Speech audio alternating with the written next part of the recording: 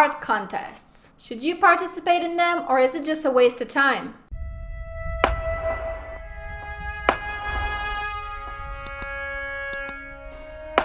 Hello everyone! Welcome to Art Business with Ness. I'm Ness and I'm a professional illustrator. Today we're breaking down all of the best reasons to participate in an art contest and all of the reasons why you shouldn't participate in an art contest. But before we get into it, if you're new here and you would like to see more tips about art business, then make sure to subscribe to this channel and hit the little bell. The bell sends you a notification every time I upload a new video, and this way you're sure that you won't miss any of the advice. Alright, let's get into it. First of all, let's do the reasons that you should do an art contest. Reason number 1.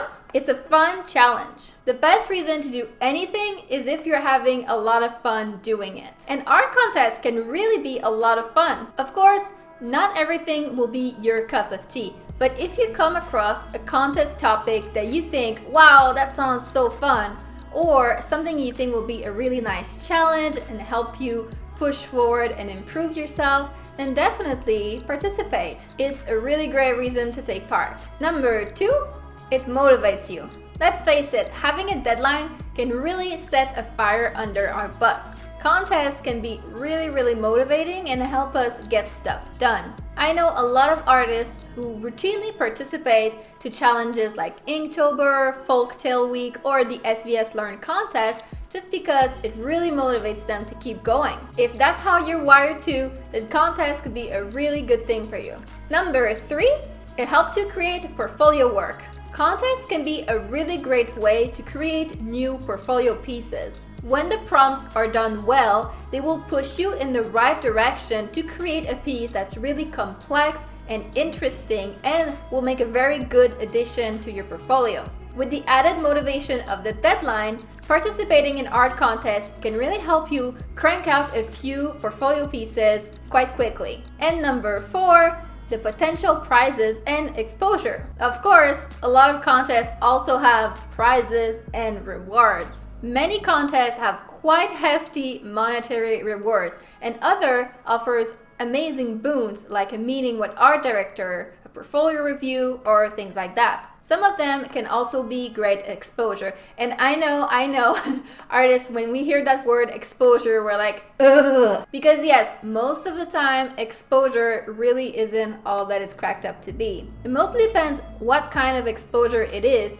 and if it actually puts you on the radar of the people that you want to be on the radar of. But some of these contests can do just that if it is a contest that art directors routinely look at. So of course, this really depends on the contest itself, but if it's organized by a really big organization like the SCBWI or the AOI, for instance, then it could really help put your work on the map and in front of the right people. And this can be a really great help for your career. So before we get into the reasons not to participate in an art contest, I want to hear about you. Have you ever participated in an art contest? If so, which one? What was your experience like? And is there a contest that you would like to participate to in the future?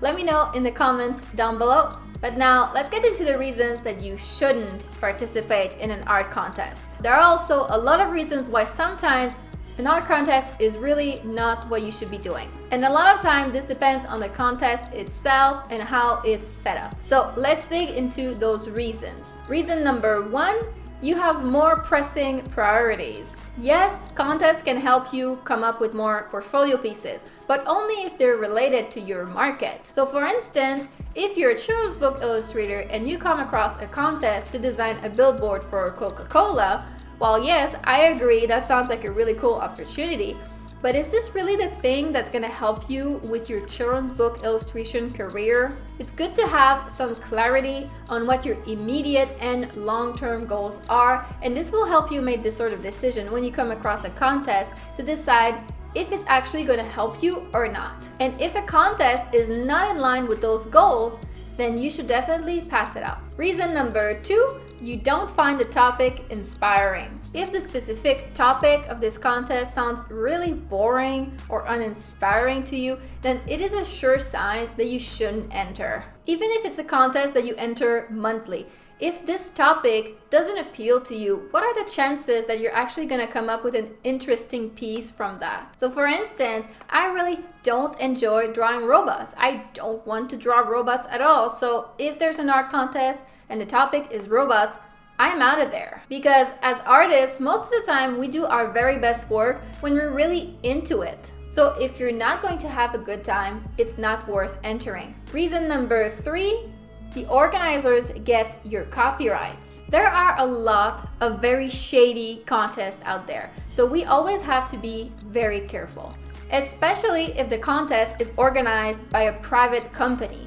Take a moment and ask yourself, what are they getting out of this? A lot of contests organized by private companies have a very unethical clause hidden deep down in their contest rules that allows them to gain copyrights to all of the contest entries. Not even just the winners, but all the contest entries, even people who didn't win a thing. This is a very shady way for companies to gain access to a lot of free art. If they get 1,000 entries to their contest, they only have to give a prize to one person, but they can still use these 1,000 pieces of art, put it on products, sell it, make millions.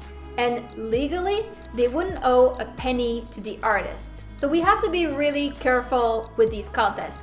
Always read the fine print.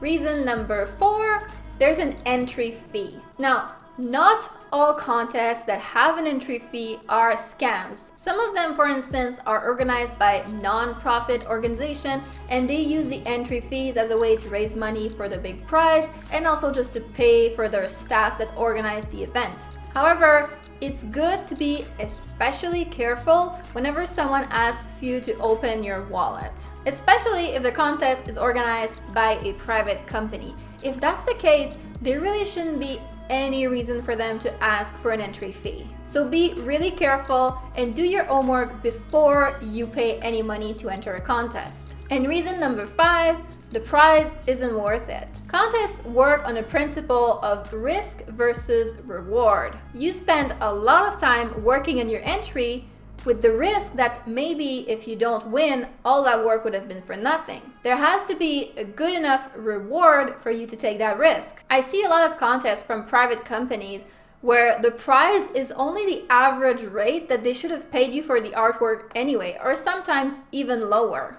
If you spend 40 hours working on an awesome entry for a contest and the prize is $200, that ain't worth your time. If that's the case, there's just no advantage to entering this contest, and instead you can use your time looking for an actual contract that you'll be sure will pay you. Of course, sometimes contests are just for fun and there aren't any prizes. For instance, the SVS Learn contest, it's mostly for the prestige and for improving yourselves and creating portfolio pieces. In that case, that's a much different story. But if the contest has an entry fee or if it's organized by a private company, then make sure that the prize is worth your time and the risk that you're taking. So in one sentence, contests can be really great as long as they're not exploitative.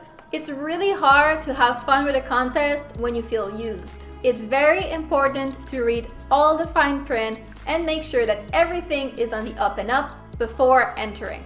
Also, make sure that you actually have the time to enter that is actually in line with your career goals, and that if you do enter, make sure to have fun. However, don't forget about all your other priorities. It's even more important spending your time querying clients to get paying contracts. If you're having trouble with that, I have a free PDF guide that might help you. It's called 7 Surprising Ways to Find Clients. As I said, it's completely free, and I will leave the link to that in the description below. But that's it for me today. Thank you so much for watching this video. I hope that you enjoyed it. And if you did, then don't forget to like, comment, and subscribe to help our small channel grow. Thank you so much for being here, and I will see you in the next video.